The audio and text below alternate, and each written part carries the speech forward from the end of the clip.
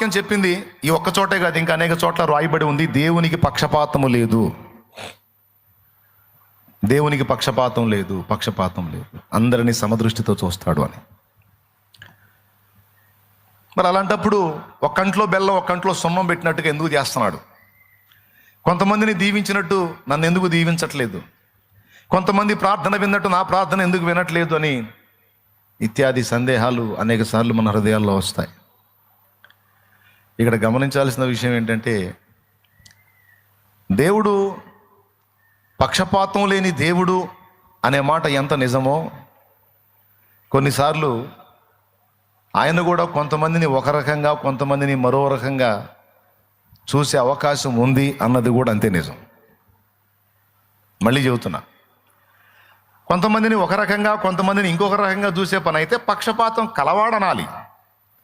కానీ పక్షపాతం లేని దేవుడు అంటూనే మళ్ళీ ఒక పక్క కొంతమందిని ఒక రకంగా కొంతమందిని ఇంకొక రకంగా చూసే అవకాశం ఉంది అని అంటున్నావు. ఇది స్వయం వైరుధ్యం కాదా, స్వయం ఖండన కాదా అని ఒకవేళ మీకు అనిపించవచ్చు. ఏమీ కాదు, రెండు వాస్తవాలే. కొన్ని విషయాలలో దేవుడు అందరినీ సమదృష్టితో చూసినా, కొన్ని విషయాలలో దేవుడు ఖచ్చితంగా యోగ్యత అయోగ్యతలను పరిశీలిస్తాడు. మళ్ళీ చెప్తున్నా, కొన్ని విషయాలలో మానవుడికి కృప చూపేటప్పుడు కొన్ని విషయాల్లో కృప చూపటానికి ఆయన యోగ్యత అయోగ్యతలను పట్టించుకోడు. కానీ కొన్ని విషయాలలో దేవుడు కృప చూపటానికి మన యోగ్యతలను దేవుడు పట్టించుకుంటాడు అని బైబిల్ చెప్తుంది. నిద్ర వచ్చిన వాళ్ళు గట్టిగా స్తోత్రం చెప్పండి. కళ్ళు తెరి చూస్తానే ఉన్నారు, గాలిలో అంటానండి.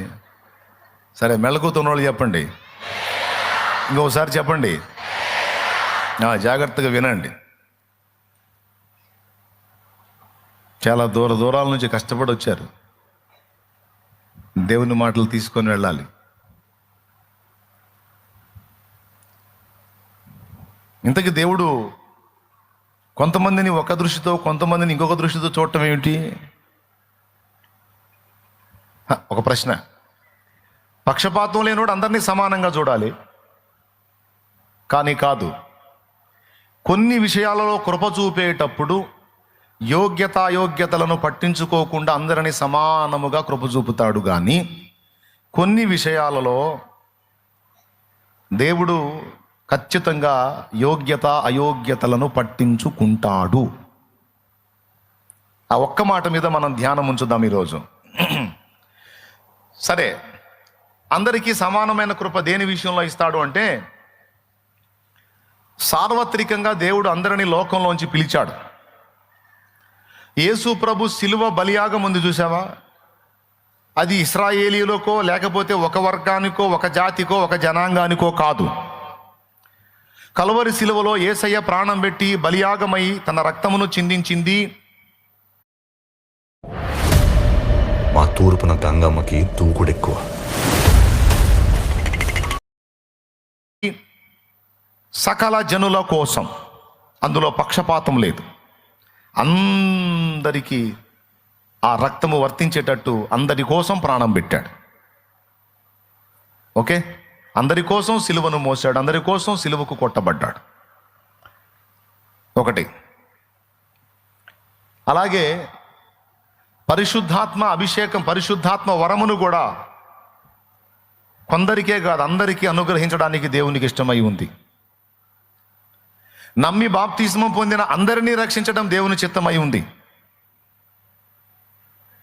ఈ ప్రాముఖ్యమైన విషయాల్లో అందరికీ సమాన కృప అనుగ్రహించబడింది. లోకములో ఉన్న వాళ్ళందరికీ చెప్పండి, సర్వలోకమునకు వెళ్ళి సర్వ సృష్టికి సువార్త ప్రకటించండి, నమ్మి బాప్తిస్మం పొందు వాడు రక్షింపబడును, నమ్మని వానికి శిక్ష విధింపబడును అని సార్వత్రికంగా అందరికీ ప్రకటించమన్నాడు.